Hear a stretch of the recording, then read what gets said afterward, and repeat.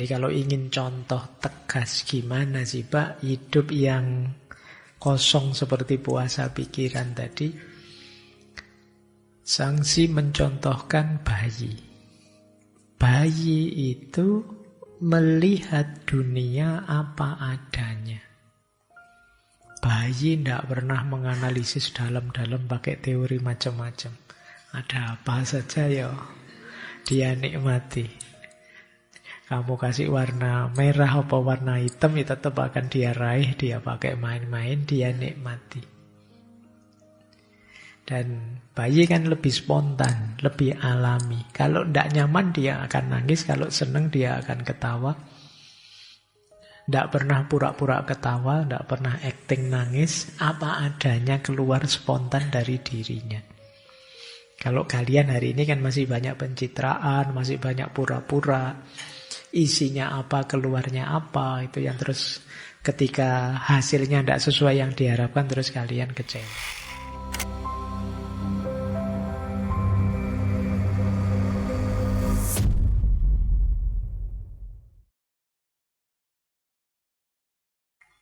Sekarang kita lanjutkan ya. Ini ada beberapa quotes penting yang berhubungan dengan puasa pikiran yang kita ambil dari buku Sangsi tadi. Coba kita lihat. Beliau mengambil analogi dari bayi. Menurut beliau, seorang bayi mengamati segala sesuatu di sekelilingnya tanpa berkedip. Karena matanya tidak terfokus pada objek tertentu. Ia berjalan tanpa tahu berjalan kemana dan berhenti tanpa tahu apa sebenarnya yang dia lakukan. Dia menyatukan diri dan mengalir dengan lingkungan sekelilingnya. Itulah prinsip kesehatan mental. Jadi kalau ingin contoh tegas gimana sih Pak hidup yang kosong seperti puasa pikiran tadi, Sangsi mencontohkan bayi. Bayi itu melihat dunia apa adanya. Bayi tidak pernah menganalisis dalam-dalam pakai teori macam-macam. Ada apa saja ya dia nikmati. Kamu kasih warna merah apa warna hitam, ya tetap akan dia raih, dia pakai main-main, dia nikmati. Dan bayi kan lebih spontan, lebih alami. Kalau tidak nyaman dia akan nangis, kalau senang dia akan ketawa. Tidak pernah pura-pura ketawa, tidak pernah acting nangis, apa adanya keluar spontan dari dirinya. Kalau kalian hari ini kan masih banyak pencitraan, masih banyak pura-pura, isinya apa, keluarnya apa, itu yang terus ketika hasilnya tidak sesuai yang diharapkan, terus kalian kecewa. Kalau bayi tidak mikir ke sana. Karena tidak ada konsep-konsep di kepalanya, kalian disibukkan oleh aneka konsep. Coba kalian baca, mungkin teman-teman senang filsafat, baca Dunia Sofi itu di bagian-bagian awal kan ada cerita. Yang bisa kaget itu orang yang di kepalanya banyak konsep. Yang bisa bingung, yang bisa kacau. Coba misalnya kan di buku itu dicontohkan, misalnya satu ketika ada ibu-ibu nyapu. Tiba-tiba ibu-ibu nyapu ini bisa sambil terbang misalnya. Jadi mungkin nyapunya biar rata sampai gendeng-gendengnya disapu, dia bisa terbang. Di bawah ada ayahnya sama ada anak bayinya, balitanya. Itu yang kaget pasti ayahnya kan. Bayinya, balitanya tidak kaget. Ibunya bisa terbang itu bayi tidak kaget. Kenapa? Di kepalanya belum ada konsep bahwa manusia itu tidak bisa jalan di atas angin tanpa pijakan apa-apa. Jadi begitu dia lihat ibunya terbang mungkin, wah asik nih ibu bisa terbang. Kan itu aja kan yang dipikirannya. Aku juga pingin dong. Tidak pakai kaget, tidak pakai depresi. Mungkin itu bapaknya kan kaget luar biasa itu. Waduh, jangan-jangan ada penghuninya ini. Jangan-jangan ada kan yang itu. Mungkin kalau bapaknya saintis mungkin wah jangan-jangan di situ mungkin ada ruang anti gravitasi. Kalau bapaknya kelenik nanti melihatnya, wah ini mesti jin penunggunya baru tidak berkenan nih, terus diangkat ini. Tergantung mindset teori yang ada di kepalanya. Jadi kita menanggapi sesuatu itu kan sesuai kacamata teori konsep yang ada di kepala kita. Sementara seperti bayi tadi ya dia tidak kaget. Yang melihatnya asik saja, senang saja. Kok enak ya kelihatannya, kok itu dan lain sebagainya. Jadi beliau pertama-tama mengilustrasikan bayi. Bayi itu tidak sibuk menilai, menganalisis, merencanakan. Dia tidak pernah komentari, tidak pernah ngejudge.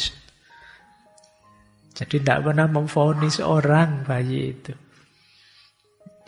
Jadi kalau ada orang kok dia tidak nyaman, ya dia nangis saja. Tapi tidak pakai dia nuduh-nuduh. Nah, jadi coba kita bisa Idul Fitri. Kalau kan sering orang ceramah Idul Fitri itu kita kembali lagi seperti bayi. Semoga fitrahnya juga begitu. Alaminya hidup. Tidak dibuat-buat. Nah, jadi ini ilustrasi pertama. Bayi juga tidak takut, tidak cemas, tidak bingung masa depan saya nanti seperti apa. Dia tidak mikir ke sana. Kalau minum dia tidak bisa, wah ini minumnya kok terlalu banyak gula, nanti kalau saya besar diabetes gimana, itu dia tidak mikir ke sana. Jadi bayi tidak melawan kehidupan. Dia bisa menyesuaikan. Apa yang dia hadapi, yaitu yang dia kelola tanpa harus membaca dengan teori-teori, ingin merekayasa yang bagaimana. Ini salah satu kata Zhangxi, prinsip kesehatan mental. Kalau kalian ingin hidup lebih nyaman, lebih santai, perbanyak menguras teori-teori, konsep-konsep yang tidak penting di kepala kita. Mari kita natural saja, kita terima apapun yang terjadi di sekeliling kita. Ya wajar sih, saya meyakini begini, orang lain meyakini begitu, biasa saja. Saya manusia kadang salah, dia juga mungkin ada benarnya, meskipun saat ini saya anggap salah. Dan itu wajar kan, sejarah kita beda-beda. Ini lebih alami. Daripada kita memaksakan harus begini semuanya. Yang tidak begini dibasmi saja. Itu kita sendiri nanti yang stres. Nah, kalau kita bisa belajar seperti bayi tadi, bisa menikmati hidup. Jadi tidak terkungkung, terpenjara oleh pikiran kita. Baik, ini ilustrasi pertama. Ilustrasi kedua. Untuk memahami puasa pikiran. Kata Zhangxi, manusia sempurna menggunakan pikirannya seperti cermin. Tidak mengejar apapun, tidak menyambut apapun, menanggapi tapi tidak menyimpan. Nah, sekarang diibaratkan cermin. Jadi cermin itu, pikiran itu ibarat cermin. Cermin itu apa saja yang kita letakkan di depannya, itu kan dia raih. Jadi apa adanya, tanpa mengubah, juga tidak disimpan di situ. Kalau barangnya kita geser, ya dia sudah tidak ada lagi di situ. Itu kan cermin.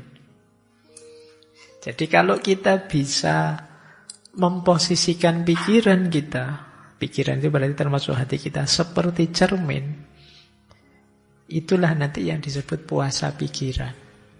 Jadi cermin itu kalian letakkan gambar apa saja, benda apa saja di depannya, ya masuk sih. Ya wong waras, wong sadar. Pikiran juga begitu. Ada apa saja, peristiwa apa saja, ya masuk. Kita yang ngerti, ada berita ya kita pahami, apa saja masuk. Tapi tidak disimpan di situ. Bayangkan kalau ada gambar lemari, terus lemarinya ada dalam cermin. Nanti ada gambar buku-bukunya masuk dalam, kan tidak begitu. Cermin itu ya kalau sudah lewat ya sudah, tidak ada di situ lagi. Jadi kalau kita bisa seperti ini, beban pikiran kita lebih ringan. Yang sering terjadi kita itu menyimpan. Membaca terus kita simpan. Jadi kita memahami sesuatu terus tersisa di kepala, kita ingat-ingat terus. Membebani kita. Tadi sore baca berita apa, sampai hari ini terbebani terus oleh berita tadi. Padahal berita itu tidak ada hubungannya dengan kita.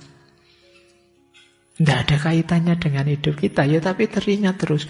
Kok bisa ya artis favoritku kok ya mau cerai itu, kok ya mbok ya jangan. Ya kita pikiran kita melu mikir. Padahal dia tidak mikir yang bersangkutan. Kita yang kepikiran. Kenapa? Kita seperti cermin yang setelah gambarnya masuk tidak keluar lagi. Maka kalau bisa ya kita seperti cermin beneran. Ya masuk sih, ya kita waras, kita sehat, ya kita baca, ya paham. Tapi setelah itu lupakan. Jadi setelah itu biarkan lewat. Dan cermin itu gambarnya apa, ya munculnya begitu. Tidak diubah, tidak cara membacanya persis seperti barangnya. Tidak dikomentari, tidak dikacaukan, tidak, yes begitu. Kalau hitam ya hitam, kalau merah ya merah.